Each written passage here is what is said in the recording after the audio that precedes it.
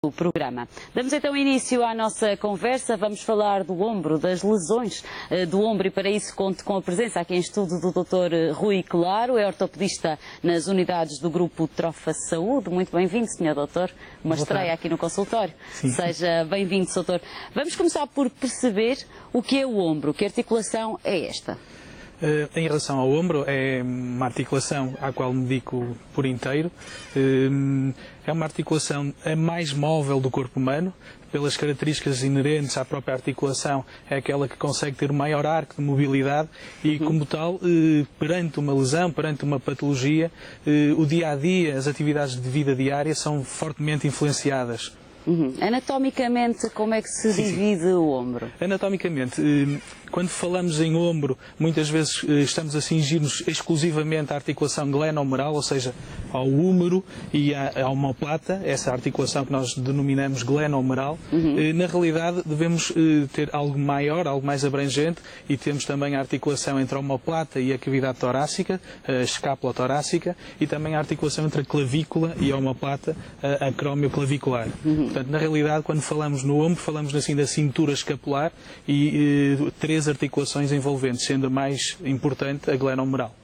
Nós usamos muito os ombros durante o nosso dia, sem nos apercebermos. Constantemente, desde que acordamos até ao deitar. Mesmo durante a noite, o movimento involuntário do ombro desperta dor ou pode despertar dor. Portanto, não é fora de vulgar, antes pelo contrário, é muito comum doente que procura a dizer que acorda de noite com dor e que isso limita o facto de ficar várias horas sem dormir ou não conseguir fazer uma noite de sono. Portanto, a atividade do membro superior, que é uma característica do ser humano, sempre que é executada, então, nomeadamente com os cotovelos ou com as mãos no espaço, vai quando implicar... Estamos a falar, nós latinos falamos muito com as mãos, portanto estamos sempre... Para comer, para pentear, para lavar os dentes, para lavar a cara. O comprimento, o aperto social muito frequente, muito comum no nosso dia-a-dia. Quem tiver patologia ou limitação nessa articulação vai estar fortemente limitado, fortemente influenciado pela articulação glenohumeral. Portanto, a população em geral, antes de nos cingirmos aos desportistas, deve obviamente praticar exercício físico e deve praticar exercícios específicos para os ombros. Exercícios específicos para os ombros, se quisermos ter uma boa postura, uma melhor qualidade em relação à articulação do ombro, sim, há de facto atividades quer físicas, quer desportivas, que nos vão levar, vão condicionar um ombro mais saudável, nomeadamente... O que é um ombro mais saudável? Um ombro mais saudável é um ombro que posturalmente está equilibrado. Eu agora até me vou pôr aqui direitinho, não vale o doutor achar que eu não estou com os ombros saudáveis. Não. A normalidade é um espectro muito grande, portanto... É verdade. Então, a situação que condiciona maior patologia são situações de sobrecarga ou situações de má utilização ou mau uso da articulação, neste caso do ombro. Nomeadamente movimentos de repetição, constantemente na mesma posição, em que existe um predomínio de uma anteriorização, ou seja, uma tendência para colocar os ombros mais para a frente da cavidade torácica, vai levar a um uso excessivo de determinados tendões que nós denominamos coífades rotadores. É um conjunto de 4 tendões que são fundamentais para o equilíbrio, para a normal função do ombro, e assim esse overuse ou sobrecarga desse tendão em relação aos outros vai condicionar patologia e, por isso, tendinites, inflamações, dor constante, dor de repetição. Se tivermos essa atenção, esse cuidado, uma boa postura na execução do movimento, e aqui falo no caso da atividade laboral ou mesmo de desportiva, vamos criar um ombro mais saudável, um ombro com menos tendência a ter patologia. Doutor, é verdade que o stress e a ansiedade, quando ouvimos aquela expressão, saiu-me um peso de cima dos ombros, é verdade que o stress acaba por também afetar aqui a nossa zona dos ombros, ou não? Com certeza. Como falei, a zona ou a região do ombro, a cintura escapular, é uma zona, uma região do corpo humano fortemente influenciada por estruturas musculares, não só relacionadas com a própria articulação do ombro, mas também estabilizadoras cervicais, da omoplata, o trapézio. Esses músculos, perante uma situação de stress constante, todos nós temos no nosso dia-a-dia, se não tivermos mecanismos de escape, como muito se fala hoje em dia, mecanismos de relaxamento dessas estruturas, todos todos os dias, parece que o peso dos ombros é sentido diariamente em nós próprios. O relaxamento, as técnicas de relaxamento, o escape diário vai fazer com que tenhamos uma articulação mais saudável, a ausência de dores cervicais, a ausência de dores da região dorsal e interescapular, que muitas vezes o stress, a tensão diária, o não dormir de uma forma adequada vai criar dores musculares e por isso constrangimento ao longo do dia. Doutor, vamos então perceber quais são as principais lesões dos ombros que assombram os portugueses. Os portugueses e a população em geral, ou global. Em primeiro lugar, a grande patologia é a patologia da coifa dos rotadores. As tais 4 tendões ou estruturas tendinosas ou musculares que influenciam os movimentos com o braço ao nível do espaço, em que qualquer gesto ou mesmo uma atividade mais repetitiva ou exige alguma maior força, nomeadamente com os cotovelos no ar ou com as mãos no ar, e aí falo de atividades desde lavar os dentes, pentear, ir buscar uma coisa a um armário, estender a roupa, passar a ferro. Essa custa muito. Sim. Ou seja, são movimentos de repetição com os braços no ar. São fortemente, é o grande grosso da população com patologia do ombro. Desde situações de sobrecarga, e aí estamos a falar de situações inflamatórias, em que esses tendões acabam por inflamar pela sobrecarga, pelo uso contínuo e constante ao longo do dia e ao longo dos meses e da vida. E depois situações que acabam até por evoluir para pequenas rasgaduras, rasgões ou rupturas desses tendões, ou mesmo rupturas completas, e como consequente, que se é uma estrutura mecânica na região do ombro, ao estar roto, vai condicionar uma menor função, vai condicionar déficit ou dificuldade de elevar o membro superior e, consequente, dor e incapacidade para as atividades de vida diária. Nos desportistas, vamos então agora falar nomeadamente dos tenistas. Sim. Foi a proposta para o programa de hoje, isto porque, como eu disse, se aproxima o Portugal Open e temos lá portugueses a representar-nos, obviamente. É de facto um desporto que exige muito trabalho de ombro, uma vez que é jogado com as mãos. Exatamente. Tendo em conta a conversa que estamos a ter, o membro superior é fortemente influenciado no tenista. É a segunda maior lesão após a região do tornozelo, pelas mudanças de direção, é a segunda a segunda articulação mais influenciada pela prática desportiva do ténis. Em termos de patologia, podemos dividir em 3 grandes grupos a prática desportiva do ténis. A prática esporádica, com pouca atividade prévia, sem grande treino, sem grande influência por parte de treinador, com instrumentos de ténis, como a raquete, pouco adequada, em que leva a um exagero, uma pancada mal colocada, ou seja, atividade esporádica que condiciona uma dor mais inflamatória, mais muscular, mais ligamentar.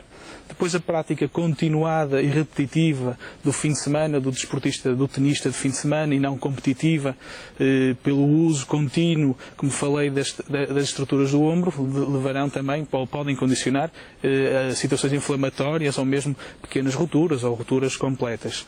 E depois o desportista nato, ou o desportista que pratica todos os dias, profissional, várias horas por dia, essas situações de sobrecarga, temos que colocá-lo, como falámos há pouco, do ombro mais saudável, temos que criar mecanismos de compensadores, não só praticar o ténis, mas também exercícios a nível do ginásio, a nível da natação, para colocar o ombro numa posição mais fisiológica, mais anatómica para a prática. Estamos a falar da articulação com maior arco de mobilidade, e no ténis, em determinadas situações do ténis, como por exemplo o serviço ou pancadas de topspin, em que é exigido uma força importante e de colocação, mas também de velocidade na aceleração da bola, que ou funciona numa harmonia perfeita, ou então vai levar, a execução é perfeita, ou vai levar a uma patologia, uma lesão. Cabe ao treinador, obviamente, estar atento a todos estes pormenores para podermos então poder prevenir nos seus atletas este tipo de lesões. Não só o treinador, fundamentalmente o treinador, a execução do movimento tem que ser perfeita, é com anos de prática que se consegue uma execução perfeita, e também um instrumento que utiliza. Hoje em dia as raquetes são cada vez mais leves, têm mecanismos antivibratórios, a tensão colocação das cordas na raquete é importante, porque estamos a falar de um indivíduo que vai estar toda a vida, ou durante a prática desportiva, todos os dias, não é de uma forma lúdica, mas sim de uma forma competitiva. A pancada, a aceleração da bola, o esforço físico aplicado naquele momento é o extremo. Portanto, se não temos um equilíbrio, um bom treino, uma boa influência e um bom instrumento, vamos desenvolver lesões no ombro, de certeza. E o facto de jogar-se apenas, obviamente, com uma mão, seja esquerdino ou destro, deve compensar-se o outro lado, porque nós vemos os grandes tenistas, claro, os tenistas em geral têm uma parte muito mais desenvolvida. Há que fazer uma compensação? O ser humano deve ser equilibrado. Hoje em dia acho que não deve haver nenhum treino, neste caso específico do tenista, em que se privilegie apenas a pancada com um dos membros. Aliás, há pancadas auxiliadas com o outro membro. Mas temos que desenvolver, e isso não é só na pancada, já que durante a atividade, durante o jogo, há um privilégio de um dos membros, no ginásio, nas tais atividades compensatórias, para manter o equilíbrio e a harmonia da cintura escapular, que também é influenciada pela contralateral, temos que também ter atenção ao desenvolvimento muscular e ligamentar da estrutura contralateral, no caso do outro membro. Mas sim, como há um privilégio durante o jogo de um dos membros, vai ser por isso um pouco, e tendemos que seja um pouco mais desenvolvido do que o lado contralateral. Doutor, que lesões é que podem comprometer a vida de um tenista profissional? No ombro, obviamente. Claro, várias. Ou as de sobrecarga, e perante uma lesão de sobrecarga estamos a falar de lesões ao nível dos tendões da coifa dos rotadores, novamente. Sim. Porque se não funcionar em harmonia, é a articulação em que só esta articulação é que tem este equilíbrio. Se não funcionarem de uma forma equilibrada, se não estiverem íntegros, e aí aparecem as rupturas parciais, as rasgaduras parciais ou então completas, isso pode comprometer para sempre a atividade, porque estamos a falar de um atleta em que vai ter um extremo de mobilidade, vai ter o extremo do esforço físico que se consegue com o membro superior, em determinadas situações do jogo. Situações traumáticas também, como luxações, ou seja, instabilidade. Que é uma luxação? Luxação. Uma luxação é quando temos uma articulação em que não é congruente a articulação. Vamos imaginar a estrutura do ombro, o osso e a omoplata. Quando esta se desloca de forma a não estar completamente congruente com a omoplata, temos uma luxação. Se esta situação se torna frequente, temos uma instabilidade. A instabilidade do ombro é algo muito limitador, especialmente nestes atletas de alta competição que vivem desta articulação. Se eu, durante a execução do movimento, vou ter situações em que determinadas posições me fazem ter uma maior mobilidade desta articulação, eu não vou executar o movimento, ou então pode ter mesmo uma luxação. Essa luxação o atleta tem que parar o jogo, tem que ser recolocada na posição e ficar algum tempo imobilizado. Ou seja, a instabilidade também é uma situação que, a existir um atleta, tem correção, normalmente é correção cirúrgica, mas também pode comprometer a carreira. As situações de fraturas e outros condicionalismos normalmente são temporárias e muitas vezes acabam por desenvolver ou retomar a atividade desportiva. Tratamentos, doutor, para todos estes problemas podem passar pelo quê? Podem chegar a uma cirurgia? Sim. Infelizmente podem chegar a uma cirurgia. Daí quase que a obrigação, no caso de um desportista, a prevenção. A prevenção é o mais importante num desportista. É a palavra de ordem neste programa, doutor. Sim. Todas as patologias, todos os médicos nos falam de prevenção, sim, porque de facto é o mais importante. Como diz o povo, mais vale prevenir que remediar. Precisamente. E será sempre um remedeio, ou como diz o povo também. Ou seja, qualquer cirurgia, qualquer intervenção cirúrgica no ombro será sempre para tentar remendar ou tentar colocar a situação de ruptura ou de instabilidade o mais anatómico possível, sendo que a anatomia já não será igual ao que seria antes. Portanto, recuperação é difícil após uma cirurgia ao ombro? Sim. por norma as recuperações são difíceis após a cirurgia ao ombro. Não quer dizer que com isso não venha o atleta a desenvolver uma atividade esportiva ao mais alto nível, cada caso é um caso, mas por norma implica um grande tempo, um longo período de tempo de recuperação. Doutor, para finalizar, vamos dar aos nossos telespectadores algumas dicas para manterem então os ombros saudáveis, como o doutor disse. Sim. Em primeiro lugar, a postura. A postura é fundamental para um ombro saudável. O ombro não deve ser usado de uma forma tão repetitiva.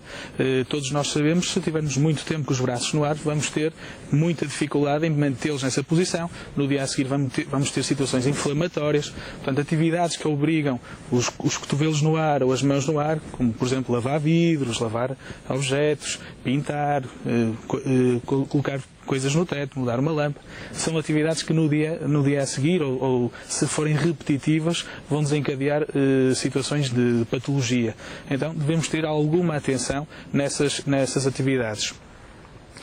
A prática desportiva ou de uma forma lúdica, como por exemplo numa natação, numa piscina, mesmo de ginásio, tendo atenção a estes movimentos de elevação dos membros com cargas mais baixas, com bom acompanhamento de um treinador. Isso é muito importante, não é? Sozinhos podemos fazer muitos disparates. É verdade.